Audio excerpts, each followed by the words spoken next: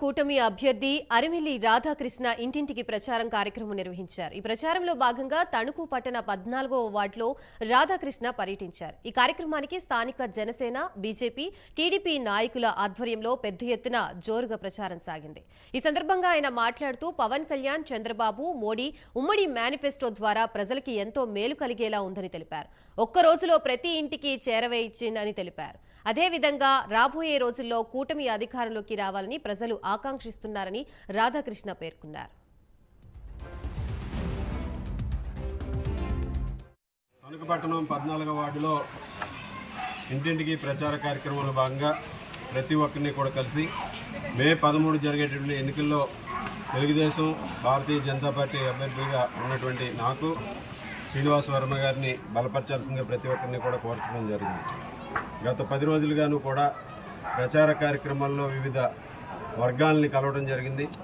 ఈరోజు 14వ వార్డులో ఇక్కడ స్థానిక నాయకుల ఆధ్వర్యంలో పెద్ద ఎత్తున స్వాగతం పలికి ఎంతో ఉత్సాహమైనటువంటి వాతావరణంలో ప్రచార జోరు ఊపందుకున్నటువంటి పరిస్థితిని మనందరం కూడా చూడొచ్చు. అదేవిధంగా ఈరోజు చంద్రబాబు నాయుడు గారు, పవన్ కళ్యాణ్ గారు, మోడీ గారు ఈరోజు ఉమ్మడి మేనిఫెస్టోను కూడా మనకి రిలీజ్ చేయడం జరిగింది.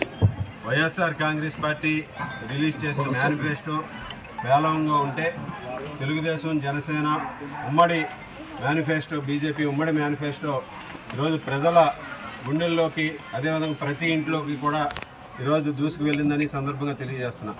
తెలుగుదేశం ఉమ్మడి మేనిఫెస్టో ప్రతి ఒక్క ఇంటికి కూడా చేరువైపోయింది.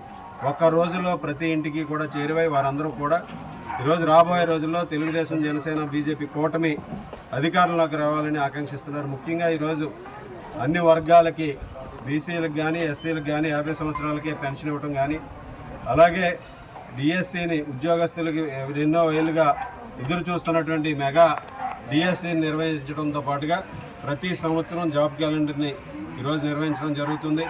అలాగే రైతులకు సంబంధించి 9 గంటలకి నాణ్యమైనటువంటి ఉచిత విద్యను ఇవ్వడం జరుగుతుంది.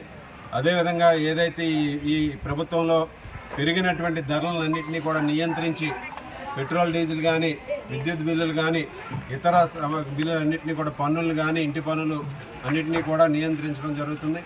ముఖ్యంగా ఈరోజు ఈ మేనిఫెస్టో ప్రజలకు అందరికీ కూడా చేరువై మే 13 జరిగేటటువంటి ఎన్నికల్లో తెలుగుదేశం, జనసేన, బీజేపీ కూటమి అభ్యర్థులకి ఈరోజు అందరూ కూడా పట్టం కట్టే విధంగా